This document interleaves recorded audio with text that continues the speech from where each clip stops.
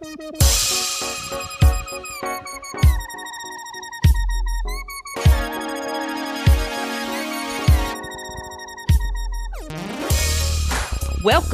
to the Cash Flow Couple Podcast. I am your hostess with the mostest, Wendy Williams, along with my husband, John Williams. And together we are the Cash Flow Couple. Join us as we share our tips, tricks, secrets, successes, and failures in running our short-term rental business here in the Charlotte, North Carolina market.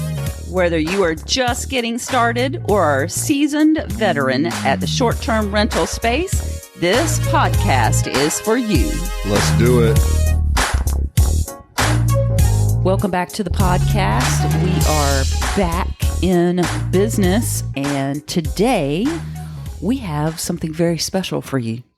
We are going to be doing a series called Adapting to the New Era. I thought you were going to say Back in the Saddle again. Oh, I should have.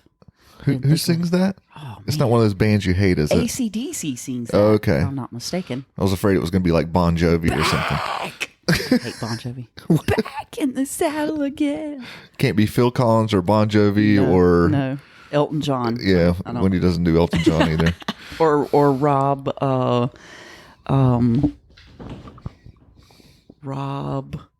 Stewart. Rod Stewart. Rod Stewart, yes. Schlobbing the knob, Rod Stewart. Oh, no. All right. Anyway, on with the show. So we're going to be doing a series, and it's called Adapting to the New Era, because whether we like it or not, we are in a new era of business. So what we're going to do is we are going to give you 3 actionable items for a number of episodes that you can implement immediately in your business to help you get through these uncertain times. Yeah, we realized we had so many. There's no way we can put this into one podcast unless it's 2 hours. So we decided to break it up a little bit. Yeah. Good idea. So the 3 things that we're going to be talking about today: number 1, cleaning protocols. Number 2, aggressive length of stay discounts. And number 3, last minute booking discounts. And so I'm curious, are these things that are going to help you get more bookings, or are these things that you should just be doing anyway? Or because you mentioned cleaning protocols, which made me think about it.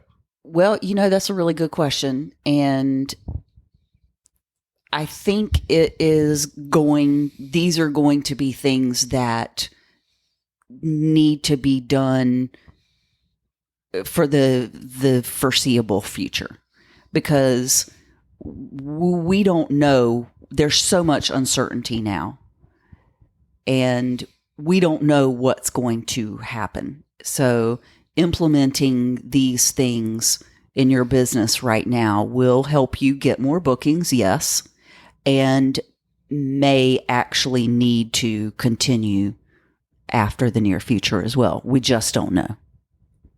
Interesting. Any other questions before we get started? No, that was my only question. Okay.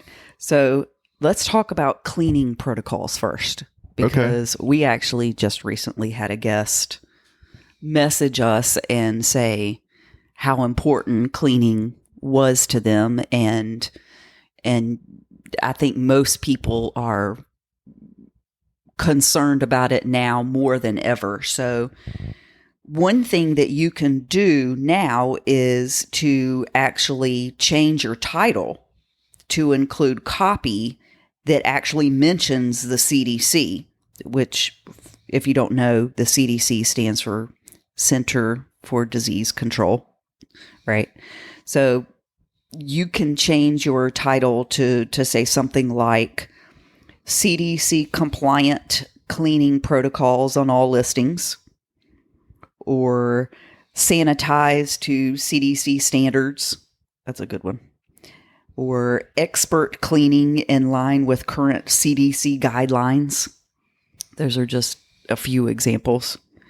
But when I was doing that for our listings, I changed it on Airbnb. I noticed that when I went to HomeAway or Verbo, I guess it's called now. Verbo. They're both. They're two different channels, yeah. But Verbo wouldn't let me do it. Verbo would not let me put CDC in the title. Really? Yes, it specifically said, do not mention anything about COVID-19. So what I did was I just took out CDC and I left it compliant cleaning protocols in place, or sanitize to new updated standards, or expert cleaning in line with current guidelines. And I just took out all mention of CDC. So I'm curious, did they give you a reason for that, or not. Was it just? They did not. It just popped up because I actually mentioned CDC in the title, and it wouldn't let me save it at all. So and right underneath the title, it said, "Do not mention COVID-19." Interesting. In red. So they're aware of it. Do you have any inkling of why that might be, or? I think maybe if I had to guess that it would scare people off.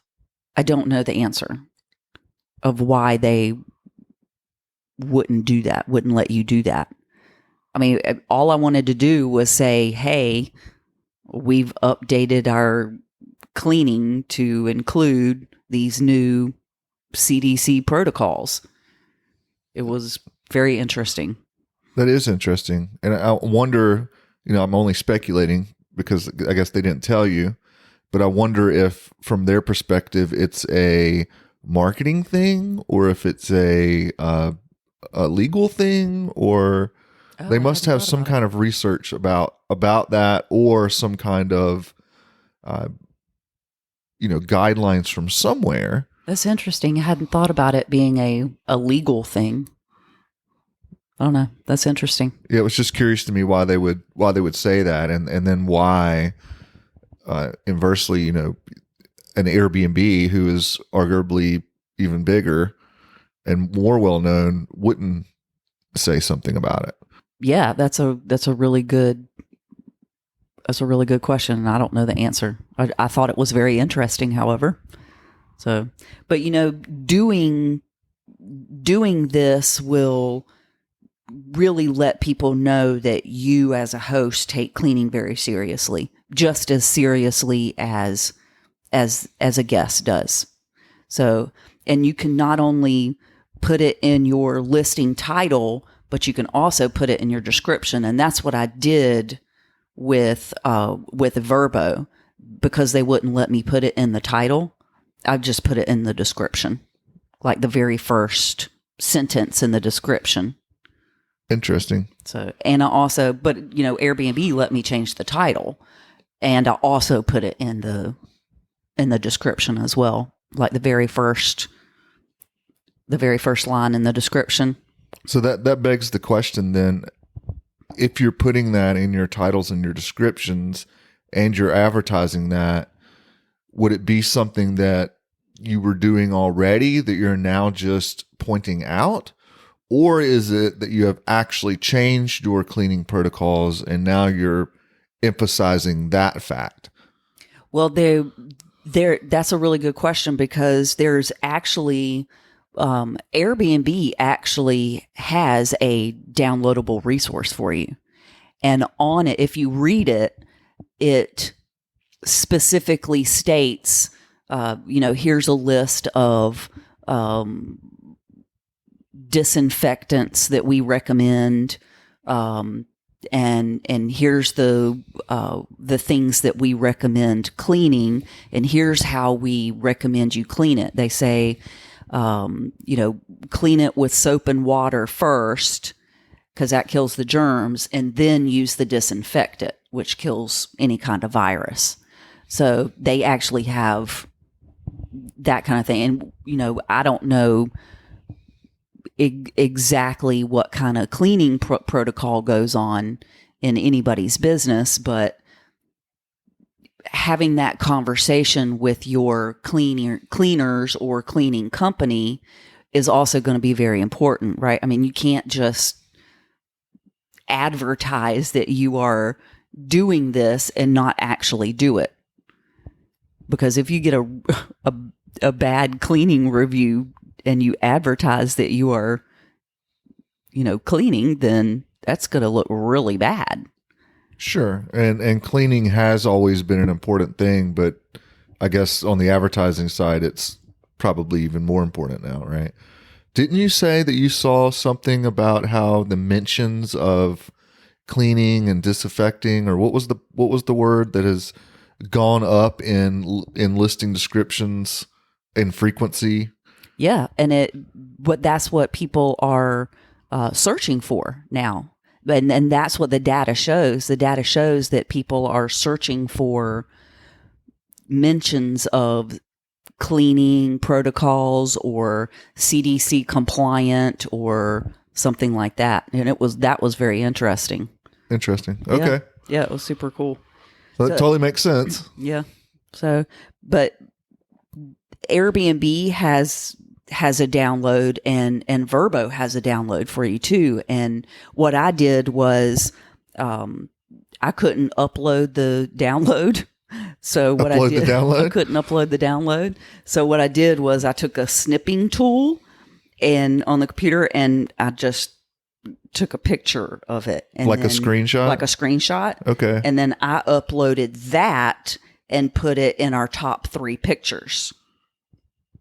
Okay. And so you actually made it one of the listing pictures. I actually made it one of the listing pictures. Yes. Now the one I was reading, I don't know if you remember this, but I think it was the one from Airbnb. Not only did it have things in there, like you mentioned, like what to clean with and what to clean, like light switches and things like that, right? Remotes. But it also had protocols for the cleaners themselves. It sure did. Do you remember some of those? Or? Yes. So I remember something wear about a mask. Yeah. Okay. Wear gloves. And air out the unit, like open the windows as you're cleaning or before you start cleaning. Right. So that could be important for somebody that not only, maybe they have one unit and they're still cleaning it themselves, like we did with the basement earlier on. Yeah. So that may be valuable for you even in that case, that was just my thought process, to go through that and see, hey, what do they recommend for you as the cleaner, And I would say that maybe that's even a way to present it to your cleaners, to say, hey, here's some guidelines we came across that are, not only for the guests, but to protect you as well. Because we don't want your staff getting sick or whatever, or, you want them to be protected as well. So just something I thought of is it was kind of a two-way thing. Yeah, that's interesting. And, that might be a good way to approach it with your cleaners, because it's going to be necessary to have this conversation. Yeah. And I was just thinking, how are you going to get them to read it? Well, that's one good way to make them very interested in it, right? Yeah, definitely. Yeah. I love that. So that is recommendation number 1. Recommendation number 2 is to also offer aggressive length of stay discounts. And, there's so much uncertainty in the market nowadays, and people don't really have control over whether they'll be able to travel or not. So the travel demand may be low, but there's still demand out there, right? I mean, we are fully booked. So there's still demand out there, but offering weekly and monthly discounts will help you be more aggressive in getting these people to stay with you over somebody else who doesn't offer those kind of discounts. So, and the research has actually shown that, in our own experience, it has shown that people are actually booking for longer. I mean, they're staying longer, and it could be for a number of reasons. Like, for example, Some people are trying to wait it out outside the larger cities. Some people are actually quarantined in a particular area and they can't go anywhere. They got to stay where they're at.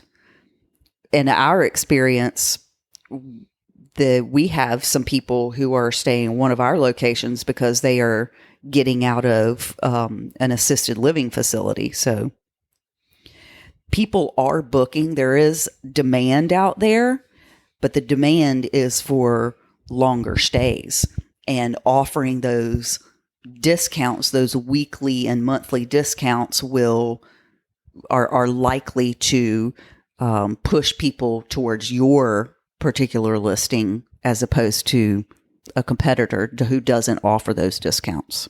Interesting. Okay. Yeah. And, it doesn't have to be forever, right? It's maybe just do it for the next 60 days because we don't know what's going to happen. And plus, people are starting to reopen and restrictions are getting lifted little by little, right? So we've got these phases. So maybe just doing it for the next 60 days might help you. And another thing that might help you would be to offer a flexible or fully refundable cancellation policy, because people are... They're afraid they're not going to be able to actually travel. Yes, because there's so much uncertainty in the market now. They don't have any control over it. Can you give me an example of what? What you mean by uncertainty in the market? We don't know what's going to happen. Like some areas are loosening restrictions and then tightening them up again. Other areas are still tightening their restrictions, like the stay-at-home order in California. It goes until like August or something ridiculous. Yeah, I think it was LA County or Los Angeles, yeah. Maybe the city, but yeah. But so I saw that too. It's very localized, right? So and nobody knows what's going to happen. I mean, your restrictions could get lifted and then go back to being more restricted if the number of cases spike, right? They're gonna the local government's gonna start to restrict a little bit more. So what you're saying is somebody that's thinking about booking a reservation that's traveling to an area, because they don't know, like for example, they were going to book it for August, thinking maybe it'll be fine by August because it's May now, right? That's 2 months away. But they want the option to get out of it if doesn't exactly lift. Exactly. Okay. And actually the data has shown that people are not booking that far in advance anymore because they don't know what's going to happen. And that's what I was going to talk about next, and it leads me right into it. Well, before you go there, since you made that point, isn't that the whole reason for the flexible cancellation policy that you mentioned then? Yes. Mm-hmm. So that those people will feel more comfortable booking further out. Yeah, knowing that they can cancel and they can get all their money back or partial. Right, even though it's uncertain. Uh-huh. So what you're really saying is that people are booking closer in because they're waiting until it's certain. So if you give them that flexible cancellation policy, then you're making it easier for them to go ahead and book. Right. And then a way for them to get out of it. Of course, the inverse of that is they can get out of it, right? Yeah, well. So that creates some uncertainty on your side. So I would say that sounds to me, and correct me if you're wrong, but that sounds to me like you're making a conscious trade-off for let's go ahead and get those people in the pipeline and hope that they can come for their reservation. I mean, instead of not getting the booking at all. Exactly. I mean, but isn't that what it's all about, though? To go ahead and get them to book. Well, it hasn't always been. That was my point. Well, that's true. This is something that you're changing because of consumer uncertainty is what you're really saying. Yes. Yeah. Okay. That's a really good point. Yeah. But nowadays it's, go ahead and get the booking and with the hopes that they will stay. Right. And another thing I wanted to go back to, you were talking about you kind of said it, but the 60-day thing. Can you explain that a little more? Like, what did your research tell you about that? Just that the uncertainty is the farther out it is, the more uncertain it is. So lowering your rates for the next 60 days may get you more bookings. And just leave the 60 days and longer prices the same. Oh, so we're talking pricing. Yeah, we're talking pricing. Okay. So the pricing 60 days out and more, you're basically going to leave alone? Yes. But then discount closer in. Yes. And that would be, I would assume, because you don't want to give away revenue that you don't have to. Right. Meaning 60 days out, it's uncertain for you as well. Yeah, for sure. So you wouldn't want somebody to book at a severely discounted rate when 60 days from now, you could possibly, the market's changed, right? That's what you're saying. Yep, okay. Right. And personally, I think it is going to bounce back. And one of the first things that's going to happen is people are going to start traveling. Yes. Travel, I've read that too. Leisure travel will come back first. I think so. But I've also read it's going to be more drive to destinations than fly to destinations. That's interesting. Uh-huh. So if you're in an area that traditionally depended on people tourism, coming from even like or international, say, or if you were a city like even like a New York City where people do drive there, but they also, I would say the vast majority of their tourism is way out of state, right? Oh, if not international, for sure. And even us being here in Charlotte, it's not really a drive to destination. No, not so much. So if we were in the past thinking, hey, let's go to New York City, and they're also kind of a center of pandemic, but even if they weren't, like, think of another large city, but not for those reasons, but because we don't want to get on an airplane. That's the real reason. Right. And so now we're looking at, okay, well, let's go to Washington, D.C. in our area because that's somewhere we can drive to. Or, hey, let's go check out Charleston. Or let's go, to Myrtle Beach or, places like that. So people are actually changing their travel plans as well, which I thought was interesting. Yeah, that is interesting. And maybe a little out of scope, but that's just the rabbit hole I went down on that one. Okay, let's stay on track. Okay. Another good actionable item that I learned was to loosen your length of stay restrictions for the next 60 days as well. Not just discount your rates, but how you can put in there that you have to stay the minimum night stay.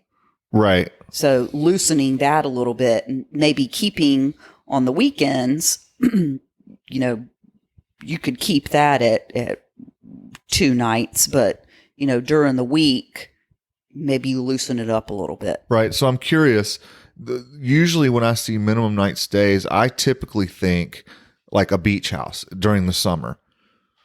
They're very difficult to rent for a night or two. They typically rent from Saturday to Saturday because it's a high time for them, and they can.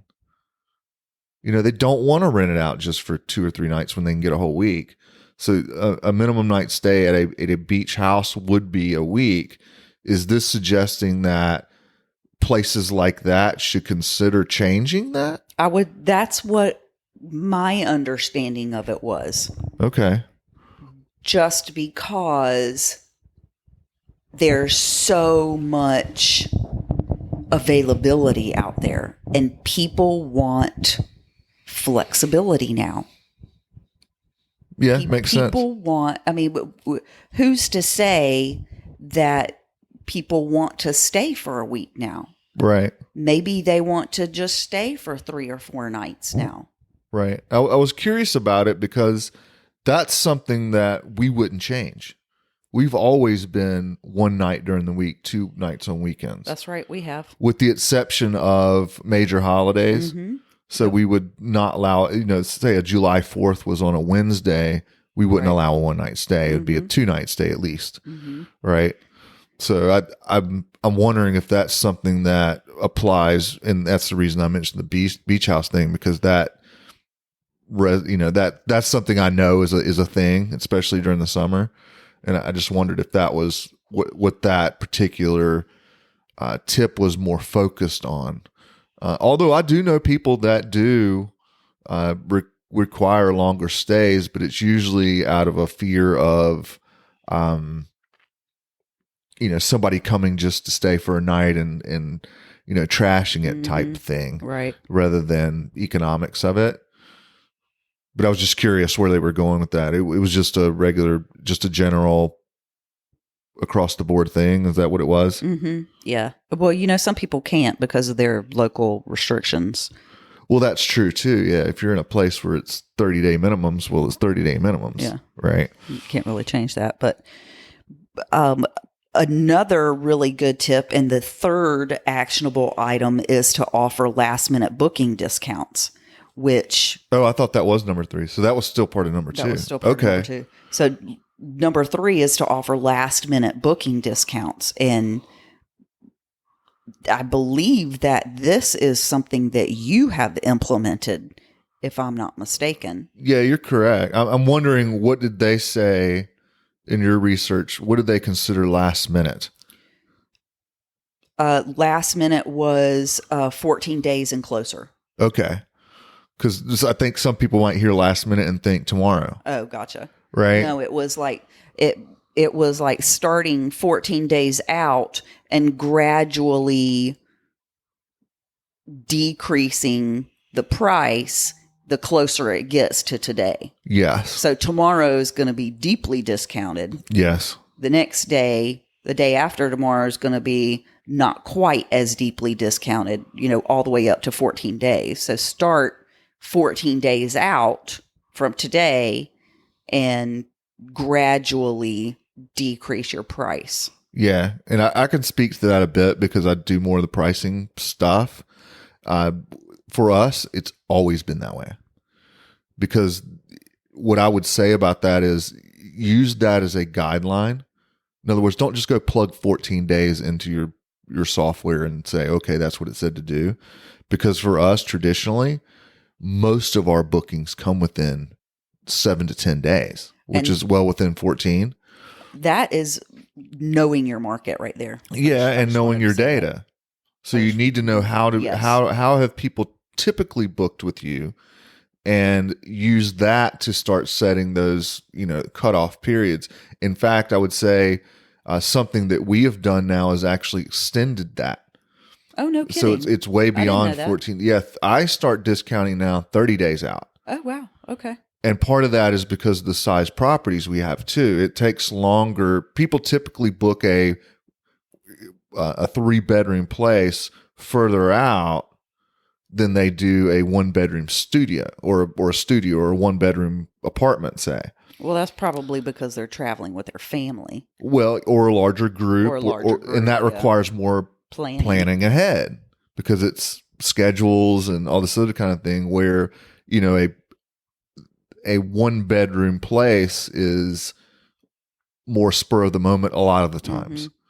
And that's, by the way, where hotel rooms excel in those shorter stays. And that's one of the reasons they have smaller places in general, those 1-room places. But yeah, that's something we've started doing. And I'll just point out that the way you can do that efficiently is with pricing software like a Price Labs or a Wheelhouse or something like that. You can actually set it to automatically start a discount curve however far out. For us right now, that's 30 days. So 30 days out, I'm gradually discounting closer in days by a percentage total. So for example, it may be 30% off, which means tomorrow that day is 30% off, but the day 29 is really like 1% off. Right. And it's going to gradually do 1% a day until it gets closer to the booking time. So that's what they're saying to do. I'm just pointing out that, hey, that number might be a little different for you, and use pricing software to do it, because otherwise you're going to be in there every day, right, adjusting every day, for 14 days out or 30 days out or whatever it tends to be. But yeah,